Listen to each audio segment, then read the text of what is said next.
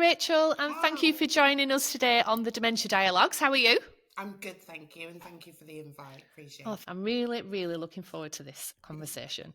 For the benefit of the listeners, then, could you introduce yourself, where you are located, your family background, and your touch point with dementia? it. Okay, so I'm Rachel. I live in Banbury in Oxfordshire. Have done for the past 6 years. My touch point with dementia is my mum. She was diagnosed with dementia 3 years ago, and she is now in a care home in Banbury, close to me.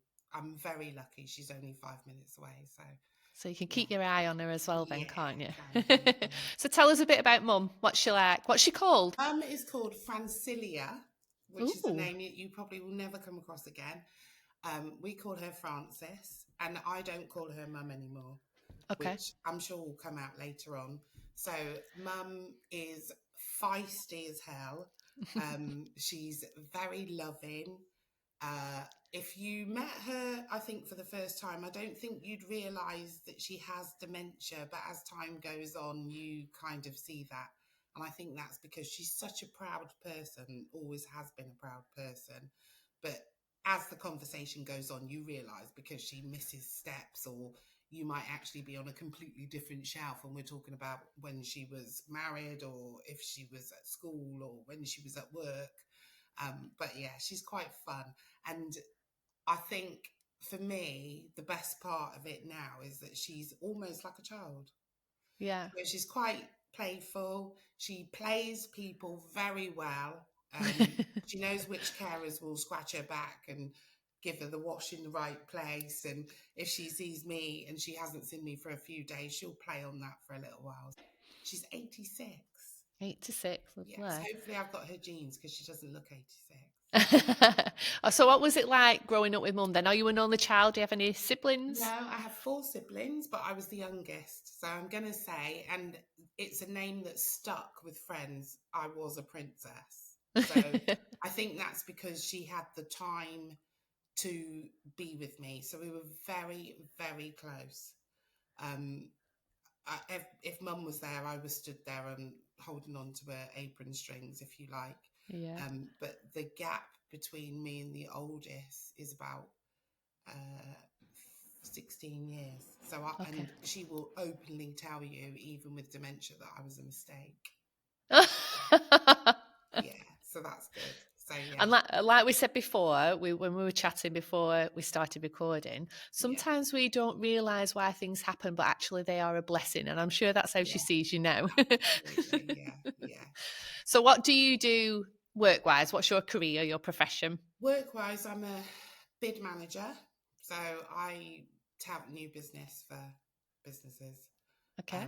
Quite a stressful job, Yeah. not a 9 to 5 job, definitely. So I have a lot of deadlines to work to, and yeah, it's a long week, And that's full definitely. time, yeah? That's full time, Full time. yeah. Okay. Mum got diagnosed 3 years ago, did you Yeah. say? Well, yeah. So she's had dementia for 3 years. I would say she got diagnosed about 2 years ago because, and it was, I think it was there and I knew it was there, but I didn't really want to know, I'll be honest. Yeah. It wasn't until things started to get difficult that I decided to do the memory test.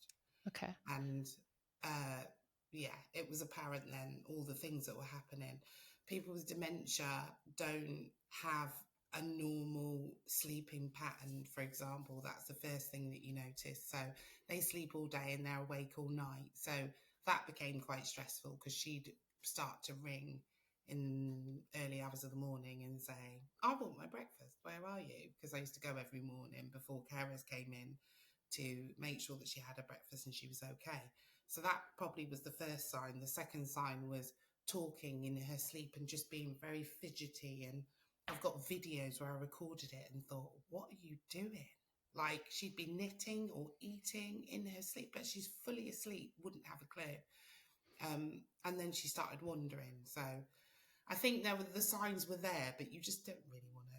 You don't want to do that, do you? Were You you don't. thinking at that point potentially or possibly then that that was just a part of getting older? Yeah, and to be fair, a few times I thought it was just a UTI. Yeah, yeah, I yeah. did think it was a UTI, and a couple of times it was a UTI, but there was very strange behaviors, Hmm. and thinking about it now compared to how she is now, it she just became very irritable, especially if routine changed. If I didn't get there at the time that I said I was going to get there, she'd be very irritable when I got there, and I didn't understand that, but I do now. Mm. So yeah, it was just those little things that, probably thinking back on it now, she probably had it for a lot longer than she was diagnosed for. But maybe, I don't know, maybe I was blanking it out because I didn't want my mum to be sick. The routine seems to be really important. I It's remember, hugely um, important. yeah, Nan had such a routine when she lived at home. And I think once things started changing and being removed from that Yeah, routine being removed, not by any intention or, force, just yeah, things just slipping away from routine. She was yeah, the main childcare yeah, provider for yeah, for her kids and the grandkids, and mm, chaos in a yeah, one bed flat. yeah, But when they were getting older and that was being removed mm, and that routine was slipping, that routine is really important, isn't yeah, it? yeah. And I So, think that is the biggest factor of putting her into care. But mm, again, I didn't know that until that happened. Putting her into care has completely changed her life. She's now living with dementia with a quality of life you'd expect for a human being. Whereas I couldn't provide that, which is sad for me, but now I can see the difference in her. I actually now have quality time with her, which I don't think I would have got if she hadn't gone into care, although it breaks my heart.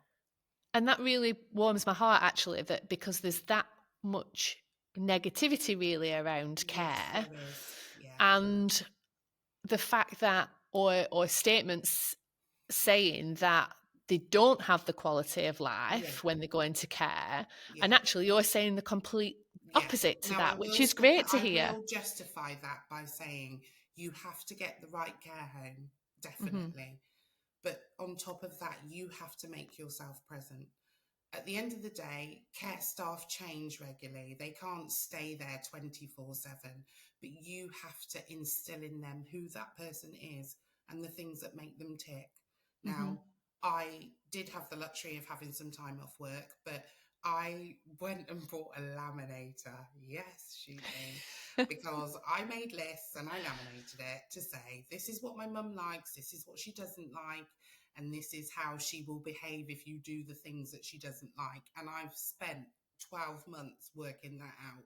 She now, I can tell you without actually seeing them who was working that day because she has her favourites. Mm. And the routine and the life that she's got, she actually has activities. She can walk a little way from her room, which she calls her flat because she thinks it's her new flat, even though she thinks it's very small. Um, and and she can have a conversation with people that you and I would probably think you couldn't have a conversation with. They all communicate and they understand each other. Yeah, And my mum smiles again, and I love she's that. comfortable and she's relaxed. And if there is something wrong, we all know, including them now, because they have taken the time to get to know her. So a couple of weeks ago, she had a UTI and she went absolutely off the scale, and we all knew that. That for me, that has made my life so different because I don't Yeah. have to be there anymore. And if there is a problem, they will ring, and I'm confident that they'll do that. So And yeah, like you said, now that you've got that comfort, yeah, knowing that you don't have to be on call 24/7, yeah, when you are there, it's yeah, quality time and you are absolutely. present and you are still Yes, making memories yeah, together. yeah. But I will also say, you don't stop being a carer. Hmm. Just because they're in care, you still have to provide for them their personal effects and the love and everything else that they need. And there are times that they don't understand what her needs are because they don't know her that well, but it is a lot better. So you do step away as a carer 24/7, but you still need to be present if you're able to. But I will also say that once you get them in a place where you're comfortable and they're comfortable, you don't have to feel guilty if you can't make it one day, Yeah. because you know that they're okay and that they're Yeah. safe. And I think that's the biggest part of it. they're safe. Before Yeah. mum went into care, and the reason she went into care is because she went for a walk. And I had a phone call at 5 o'clock in the morning from the police to say, we found your mum. And thank God for the general public, because a lady was driving to work and thought it was very odd to see a woman in her nightie with a very thin cardigan in frost walking in her slippers. And she stopped and she said, do you want to get in the car? Now, I think I knew that was going to happen because 2 weeks before I started to tell mum where she lived. Why? I don't know. So started to tell her where she lived. She didn't know a house number, but she knew the building. Yeah. And we got her home. I can't tell you how I felt that day. And that was the day that I said, I can't do this anymore. Because once her well-being and her safety is compromised, it's time to stop, because there is nothing I can do anymore. And I've done everything I am, and I'm still there and present every week. But I can't put her life in jeopardy, because I could have No. lost her that day. Yeah. So, Yeah. You did the right thing, I'm sure. yeah. Can we just backtrack slightly to diagnosis? Yes. How easy was it for you to get diagnosis for mum with the GP? And what, just for anybody that might be listening that is wondering whether their loved one may have dementia or is struggling to get that diagnosis, what was your experience of So the that? memory test, we were lucky because they did it in the surgery, and I'm aware that sometimes you have to go to a memory clinic. So I think we were lucky in the sense that it was done by a doctor who had spent time with both me and mum. So it was a very comfortable situation. They asked questions. So I think the first question is, I'm going to tell you an address and a name, and I want you to just keep that in. And then they ask continued questions, and then they go back to that. My mum Mm-hmm. failed everything, absolutely everything. And basically that was the diagnosis. But yeah, I think we were lucky. Everybody does say that GPs, etc., it's hard to get an appointment, it's hard to do this, whatever, but we had the best GP in the world. From that, and 2 months later, she actually wrote a letter to say that she felt my mum should be in permanent care. But it was 12 months between that, the letter, and actually getting her into care. And I do think that if she hadn't have gone for the walk, she'd still be with me. Who did so the GP wrote the letter GP actually wrote a letter to to who? social services to say Okay. that mum needed to be in care, that she shouldn't be on her own, that her daughter's done a fantastic job, but she can't cope and she's on the verge of a nervous breakdown. They did nothing. They allocated a social worker who disappeared. Don't even know what happened to her. And how I got their attention was to put a formal complaint in, because if you put a formal complaint in, they have 3 working days to reply. So that's what I did in the end. I got told off by the head of social services to say, why did you do that? Because we were speaking to you, because you hadn't come back to me and I'm in crisis. Mm. And so mum's also a diabetic, and that was also a big thing. So dementia, the sleeping process. Go to bed, you wake up, it's morning, you have your breakfast, even though it's only 1 o'clock in the morning and you went to bed at 9. You go to bed, you wake up again, 4 o'clock, it's breakfast. You go to bed, you wake up again at 7 o'clock, breakfast. You go to bed, you wake up at lunchtime, nobody's there to tell you, it's breakfast. Mum was Mm-hmm. having a family size box of Rice Krispies. Have a look at what size that is in a week, because she was Wow. having so many breakfasts, because she couldn't cook anymore. She didn't have any concept of how to cook a meal. Yeah. So her blood sugars were in the 30s. So straight away, medically, that wasn't right. And social services gave the option of putting locks on the cupboard. I don't think so, because you're a diabetic. So if you do have a low blood sugar and you put locks on the cupboard, you could probably die, because it will go one or the other way. Mm-hmm. And they were also going to put motion sensors in the house to see what her movement was and if she was actually getting up, which I knew she was getting up, but they needed to prove that. So that was their response to the letter. But it was going through the process. We had a phone call with GP, Admiral, nurse, social services to say where I was. We were in crisis. That meeting was, we're going to put sensors in the house. And literally mum went for the walk the following week, after they gave me respite for 7 days. And so the process was escalated. I actually, and I didn't know, and I don't know if anybody else knows, you can actually ring social services out of hours at 8 o'clock in the morning on a Saturday. And my exact words were, I need help. And she said, you're going to have to wait until Monday. And I said, I'm not. I will drop her to a police station, A&E, fire station. Don't care where I'm going to drop her. But if I don't give her to somebody, even if it's just for the weekend, I literally am not going to sleep because I don't know what she's going to do because she's gone out of the house and literally she couldn't find her way back in. That was what the problem was. She didn't know where she was. She was going somewhere from 20 years ago where she lived Mm-hmm. previously because she Mm-hmm. explained that. I said, where were you going? She said, I was going to see your auntie. Well, that was 20 years ago. You lived near my auntie up the road, up there. She explained it, but it was Headington and Oxford. We're in Banbury. So So in her head, that in was her head, now. she was going up the road to see my Yeah. auntie. She was Yeah. awake. She was going there for a chat, cup of tea. I literally said, you've got 2 hours to find somewhere, otherwise she'd be dropped off somewhere. Mm-hmm. And I cried for the whole weekend because I just thought, what have I just done? I've just put my mum in care. And she's like, am I coming home tomorrow? No, you're not. You're staying here. Had to do it. It was time. So from that phone call, is that what happened? Yeah. That Eight, over that eight weekend? o'clock in the morning, and she Mm-hmm. was in care by 2. So, How do you find somewhere that quick? so she had been in respite 2 weeks before. So Mm-hmm. I knew Lark Rise Care Home and I was comfortable for her to be there. She had been in care for respite once before because you only get 2 a year. I don't get that. I think that's absolutely ridiculous. Um, and the one before, I broke her out. They were going to ring the police because I didn't bring her back, but that's because her blood sugars were 33.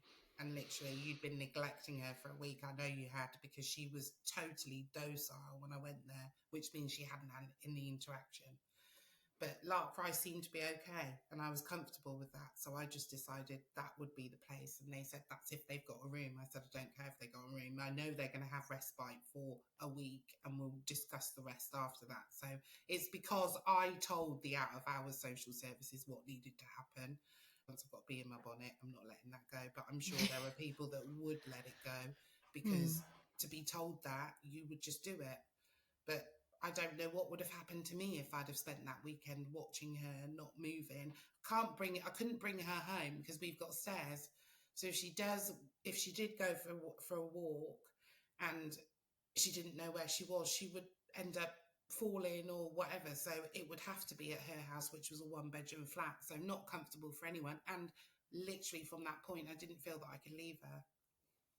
How long ago was that? It When? was a year in November. So yeah. So talk to me about culture then and how that is for mum. So culture, and I don't think it's just Caribbean. I think it stems quite along into other cultures. So, for example, I was speaking to somebody who's Polish, and she has the same thing. Black Caribbean don't put their family in care because there's normally a family network that can support. And I don't want anybody to think that we're a bad family, but we've all got jobs and mortgages to pay for, and everything's not how it used to be. Mm-hmm. I feel if we lived in the Caribbean, we wouldn't have had to put her in care because there's a network of people there that would be able to support, but we haven't got that network. Mum is the only black person in Lark Rise Care Centre, but she knows that, and I've told her that openly, and she actually tells them that she's the only black.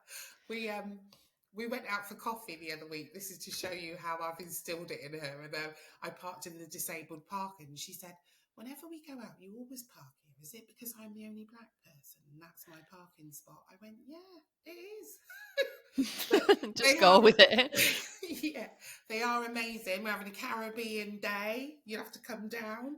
Um, Yeah. in the summer, I've asked them if we can have a Caribbean day because I just think everybody will enjoy what we do. But Yeah. that culture, I think, was me. I felt embarrassed. I can't cope with my mum. I feel embarrassed. I don't feel that I need to argue with my siblings. Come on, we need to do this with my mum. No, that's not what we should do. We all need to enjoy her, and she's still a human being at the end of the day. Yeah. And as long as she's safe and as long as she's getting what she needs, I shouldn't feel embarrassed to be like that. But I do think that, you know, the facts show there aren't that many people of colour in care. So there must be something there. And I don't think you should be embarrassed about that. And I think most cultures, or I know personally speaking, it was a battle for mum and her sisters Yeah, as to whether it was the right thing to yeah, do. yeah. You know, Nan had always lived independently. Mm. Are we doing the right thing? Should somebody take her in? Who can do that? Like you said, everybody works full Yeah, time. So but you who have, does that fall on? yeah, You but you know? have to remember, mum isn't seeing anybody of her own skin colour. It's Yeah. completely, and I'm not taking it away from you guys, but it is a No, no. completely different thing. Even the food that she's used to eating, she's pure English food. You know, Yeah. we have, um, we cook meat in a different way. We have different things that go with meat. Mum's not eating any of that now unless she comes to me. So it's not just about physical fit. It's about Yeah. the culture that you're used to and the food Yeah. that the Caribbean food that she would cook on a Saturday. Like you, we'd all go to mum's on a Saturday. It doesn't matter what time you turn up, the pot be on the fire and we'll feed you.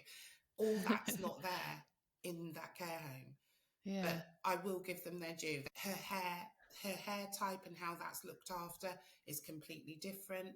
Her skin and how that's looked after is completely different. And I will give them their due. They have taken all that on board with my laminated sheet. And I bet they're so grateful for your laminator, Rachel. I know, I love my laminator. But all that is, and that's the part where I'm saying I'm still her main carer. I'm still Yeah. the one that makes sure she has what she needs and she feels comfortable. And I'm still the one that will instill and make sure that that culture is still present. But not again, not everybody has that capability. I am lucky she's round the corner. So I know Yeah. that there's people there with parents in that care home that have an hour travel. So Yeah.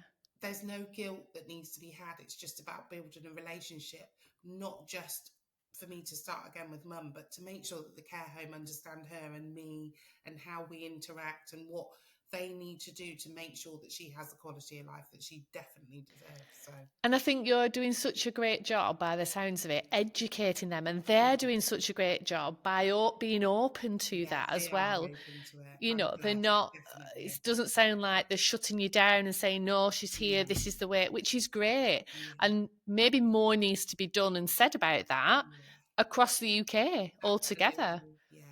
I think You could there start a is revolution, Rachel. Now, an couldn't you? I think there is an education piece that needs to be had about that because the shoe does not fit all. And like I said, I don't believe that's just black.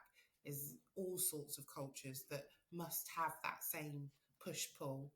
And I've met so many people. I don't know whether or not the universe is bringing me to these people, but I've met an Asian guy that had exactly the same thing, a Polish woman that had exactly the same thing, and I do feel blessed that the Admiral nurse that came to support me was black because she understood and she was the first person who I could actually have that conversation with. Let's talk about the Admiral nurse actually. So, firstly, what is an Admiral nurse? So, an Admiral nurse is somebody that supports dementia Hmm. and people with dementia and Alzheimer's. So, Did you know the about them doctor, already? no, the Hmm. doctor was the one that recommended me. On our first conversation, I rang her and I'd left her a message, and she rang me, and I was in the car, and I just went because I was having so many problems with social services. I can't do this. And she came to visit, and she sat down and she listened to me rant for probably an hour. And that's when she started to say, and she just kept repeating, "What do you want the outcome to be?" And I went, "Well, I don't know. I just need help." And I was so anxious. She not only supported mum, but she supported me. So she supported mum with understanding dementia. She taught me why my mum acted like she did. And she kind of, and I know it sounds awful, but I didn't lose my temper with my mum that I was violent with her, but I did have snappy moments where I just thought, "Oh, for God's sake, what's wrong with you?" Yeah. And that's normal. Let's just say that is normal. And then you That is go away and normal have a for cry. anybody Yeah. as a caregiver Yeah. of somebody with dementia to feel that so Oh, frustrated. so And stressed. a lot of the time, it's not even with your loved one, it's with No. the disease because you Yeah, know what's going on and you're so, absolutely. oh, But I feel it. how she explained it and how it made me reevaluate it was she said dementia has shelf life. So she said you've got the first shelf is when they were born, the second shelf is their life within like 10 to 21, the third shelf is 21 to 40, the fifth shelf is 40 to now. She said what you have to do when you walk into a room is work out what shelf mum's on Hmm. and go with it. Stop trying to make her remember. Stop trying to make her forget. Stop telling her that what she's saying is, don't say that. That was ages ago. Just go with whatever shelf she's on. And from that day, my life changed. So I'd walk in, my mum, I'd say, oh, that jumper's nice to chair. My mum picked it. I said, oh, bless her, that's nice. And just went with it. Yeah, it's All about that embracing their anxiety reality, isn't it? all that anxiety disappeared within minutes of me starting to work that process. So she worked with me to understand dementia. Hmm. She worked with mum to be comfortable, but she made me realize I'm the one who's running the show and I need to make decisions to progress it further, because without me saying I need or this is what I want, it will never change. We're going to be doing this for ages. If it wasn't for that brain training that I didn't actually realize at the time, I would never have said on that day, I can't do this anymore. My mum has to go into care. I refuse to have her home and I cannot do this anymore. If I'd never have met her, I wouldn't have said that. I'd still be doing it now. How long did the Admiral nurse stay with you for? She was engaged with us for probably about 3 or 4 months. So at the beginning, I spoke to her every week. And then as mum as we were going through the process. So sorry, probably the last 3 months she was engaged with us all the time. Yeah, But since mum's gone into care, she still comes back to check on me and she's been to see mum a few times at the beginning. yeah, She was the one who went into the care home with social services to say how it should go now, because they had to reassess mum after she'd been in care for a little while to see if she should be there. And I didn't want to go. So the Admiral nurse went on my behalf because it was just too emotional for me. I couldn't do yeah. it at all. I What a felt support. I What a just, support that must have been for you. amazing woman. I saw her in Sainsbury's. Me and her cuddled like we were old friends. But um, she's just honestly an amazing human. This person's a nurse as well, so they totally get all the medical implications, the diabetes. She got everything, but I didn't know about them. I didn't know about Carers Oxford. I had no clue. This lovely woman rang me up and said, "Do you know what? Let's get you a payment. When you take your respite, you can have £500 to take with you so that you have a really good time." Who told me that? Nobody. I think the services are so far spread. There's not one person that you can go to that navigates you through those services. Hmm. So social services says we can't help. You do more research and you think, well, yeah, you can help because you should be able to provide this, this, and this. But it's me doing that on top of my full-time job and on top of looking after mum. So I do believe that hopefully they will work out some sort of neighbouring community that is the one point of contact where people like me can go and get that support, and they farm you out to the right people rather than having to fill a different form out for every service that you encounter. But Admiral Nurse, definitely. They are. A lot of people that I'm interviewing and people that I know say there's just no support out there. No. There's just no support, and there is, but like you say, you've got to go digging for Yeah. it because there's not that one Yeah. hub of information to signpost you to Absolutely. where you need to go or what you can claim, is there? No. Dementia UK help. They helped me find a support group. So mum was going to a support group on a Wednesday, 10 till 12. Oh my God, that was an amazing thing too. Although I still had to leave work to go and take her, that was 3 hours of my day that I didn't have to worry about her. Again, Yeah. amazing people, all voluntary, who I think we were paying £5 a month, and she went there, did a bit of singing, colouring, and had a dinner, and come home, was happy. It's Yeah. just, but I didn't know about that. Again, it's not something that I was looking for, because it's just navigating your way through. I don't know. It's very difficult. Like, if I wanted support with something, yeah, I'd go and find it. But your mum's ill, she's not quite right. I don't know who do I talk to? Where do I go? Who's going to help me with that? So you go to the places where you think, yeah, they're definitely going to help. And you get a response that's quite wordy, and it doesn't quite reflect you. It's more of a policy than a this is a something about you. I now understand your situation because you've told me. It's not like that. They're just ticking a box. Right, we've done that. Mm-hmm. We've done that. We've given her respite now. She'll be all right for a couple of weeks. No, it needed to be more than that. Can I ask, the Admiral nurses, were they paid by yourselves, or did you get any No, funding for that? no, but it's not something you have to pay for. It's free.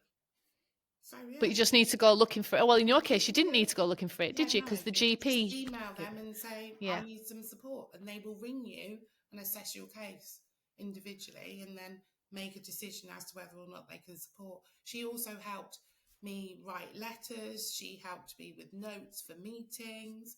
She wrote a letter to my employer to say what I'd been going through, to support what had been happening, because I needed time off work. She was just, and I think that out of all the services, she was the one that was just about me more.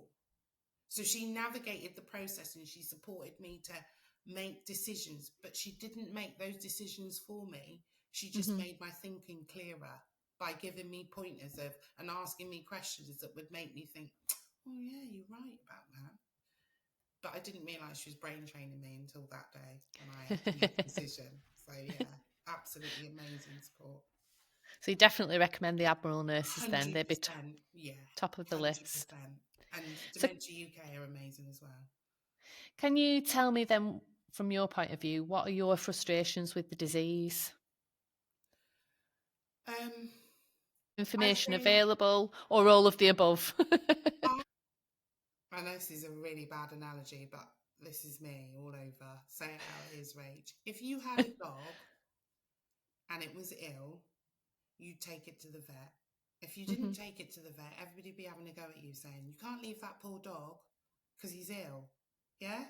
You know, those neighbours that will ring and say, oh, next door's dog's barking all the time. Yeah, yeah. Somebody needs to go and have a look at it because it's obviously on its own. I've seen those messages on Facebook. So why is it okay to let somebody with dementia literally live a shite life because you can't give us any support? Carers, carers within the family unit are helping the NHS and all the services to provide care for these people. We are their biggest support. Mm-hmm. My mum had to live in a condition with a condition that, you know, it takes a lot for a doctor to write a letter. I'm sorry, but yet you did not react on that. You left us. And I keep using the word crisis. We were in crisis. And that crisis was secondary, was me that was in crisis, because I was doing her life, my life, full-time Mm-hmm. job, making sure she was safe. The services need to make sure that they have to live like a human being. And now she's in care, I can see so many improvements in how she is. I hope she doesn't live to 100, I'm not going to lie, but right now she's on the path to live to 100 because she is so well cared for. They love her like she's their own. But on the flip side of that, there needs to be a process to check on people like me to make Yeah. sure I don't go under. Because if I go under, that's another resource that you've got to commit to, because there's nobody to look after her. So surely you should maintain my well-being and her well-being. And but there also needs to be a process that's not just a tick box policy, that actually allows you to get into individuals and understand what their needs are. Because I don't Like the Admiral nurses have done with you. Yeah. exactly. Yeah. I think it's a quick assessment of people's needs, Mm-hmm. not just you following a process. Mm-hmm. Because it's a human being. And although this disease is cruel, they still need to have quality of life while they can. And look at that now. Now, mum's in care and she's settled and she's happy. Yeah. Her quality of life has improved, but also yours as well. Oh, yeah. So for Yeah. me, I just didn't realise I didn't have a life. I actually lost friends and I didn't even know I lost them because everybody stops asking, "You okay?" Or you stop telling them, "Are you Mm-hmm. okay? How's your mum?" "Oh, yeah, let's not talk about my mum," because that's all we talk about. But I think in the last 12 months, emotions, I've been so emotional. I've gone from crying all the time, if you mention my mum, to just having pockets of emotion. But I feel so much lighter. Like I feel like I had a brick on my chest, and slowly but surely it's moving away. And that detachment that I can now have. I used to think I had to see my mum every day, and I did see her every day for half an hour. It started off an hour, then it went to half an hour. Now I could pop in for 20 minutes and I'm comfortable. As long as she's comfortable, I'm comfortable. If she's ill, you'll see me back there every day, because another thing that people with dementia need is that support. They need that love. They need a little bit extra attention from the people that they feel, because it's about confidence. Mm-hmm. So I know I'm the one that gives her the most confidence. But when she doesn't need me, I actually have got my life, and I will go away for weekends now. Whereas before, I'd go away for a weekend, I'd get up crack of dawn because I need to get back, see my mum. So yeah, my life has improved dramatically. How I did it, I have no clue. I have no clue. I can't even tell you what happened on days. I kept a diary. I actually made myself cry reading the diary because I kept a diary. And I think that's another thing that's really important for people that are caring. If you can get a diary, even if it's just a pad and a notebook, it doesn't have to be a good one. Write your days down, because I don't think you realise what you have to go through. Mm-hmm. And by writing it down and actually having a read of it, it gives you a little bit of an insight into what you're dealing with. But it also helps you when somebody asks you what happened with your mum. It gives you that detail of, oh, and I kept a diary for mum. As she got worse, I'd write down what happened on the days. I'd write down the times that she was up. I'd write down the phone call that she made. And I actually got the carers to start writing little notes as well. So I had this massive book of, this is what's been happening, which also helped, definitely. She's called Frances. And you said that's how you refer to her now. You don't refer to her as mum anymore. I do walk in and go, "All right, Francis, how are you doing?" The Alzheimer's advert, the The longer longer bar. bear. Mm-hmm. So And if people haven't I seen hadn't that, seen that. I hadn't seen that before I started calling her Francis. But I do feel that I've detached from mum, and so how I describe my relationship with mum now, my mum was the most amazing person in the world. She taught me absolutely everything. I am so grateful I was the youngest, because literally I was spoiled and I had her all to myself. But she's not my mum anymore. So I now call her Francis. We'll see what happens with Francis. I don't know what other name I can call her, but I just feel that that's how I cope with yeah. her being there. And I saw that advert. I'd probably been calling her Francis for about 2, 3 months. And I saw that advert, that threw me over the edge, because it is completely true of what happens. You continually grieve for that person. Mm-hmm. I am always grieving for her. I can have on Friday, it was my birthday. Happy And that was the birthday. first year that she didn't remember. So I cried all day Friday, Yeah. because I thought, and then I was talking to my friend and she said, "You okay?" I said, yeah, but what did I expect? I didn't expect her to go, "Happy birthday, darling, here's a card." But Mm. that was my mum. That's what she always made my birthday special. So, Yeah. So it's like yeah, another milestone, isn't it? So like you say, absolutely. it's another grieving stage, Yeah. isn't it? So we're on chapter 2, and that's Francis. Chapter 1 was mum. Chapter 2 is Francis. And I think that's also my way of making it so much more special again. Yeah. Because with Francis, we've got so many different memories to the ones that we had with mum. we still get kisses, but you have to beg for it. And she'll go, "Do you deserve a kiss today?" Yeah, I do. She'll go like that. And I say, "Why are you doing that? And you're not kissing me on the lips?" She go, "No, not today." Do you see what I mean? So, Yeah, yeah. and my mum would never have been like that. She'd have had her arms round me and gone, "Come here, you," and she'd be Yeah. stroking my face and doing whatever. But Frances don't do that now. It depends if she's having a good or a bad day, what you get out Yeah. of Frances. So, yeah, but that I recommend anybody watching that because it does really resonate with that process. It's awful process. And so just to finish then, if you could offer one piece of advice or support to anybody listening that might be going through something similar, what would that be? I would say, I would say that look after you. The emphasis is always on that, the person with dementia, but you're just as important because without you, they haven't got anybody. So, Mhm. and if you're not well or if you're not coping very well, that's not good for them. We talked about routine, we talked about what they need. And if you can't give to yourself what you need, how are you going to help somebody else? You can't. It is a hard thing to do to say, I can't cope with this, I need help. But I just feel that you just have to speak up. And I know it's really difficult to navigate that process, but there are a lot of help groups on social media now that I think we don't look to because it's a public forum. We don't really want to tell people what we can do, but a lot of those allow you to do anonymous now. And I reached out to those so many times at stupid o'clock in the morning, and somebody has replied because they're up doing the same thing as me. So it's just about not being ashamed to say, I can't do this, but also being true to yourself and what you can offer, because whatever happens going forward, what you're doing now, there is some way of improving it. And I think we don't see that there's a light at the end of that tunnel, and we carry on doing. We think, well, this is my life, this is what I've got to do. But that is not the case. There's so many different platforms that can help. I Definitely think from the routine. conversation that we've had today, Admiral nurses would definitely be your first port of call, wouldn't they? And Dementia Absolutely. UK, Yeah, probably. yeah, yeah.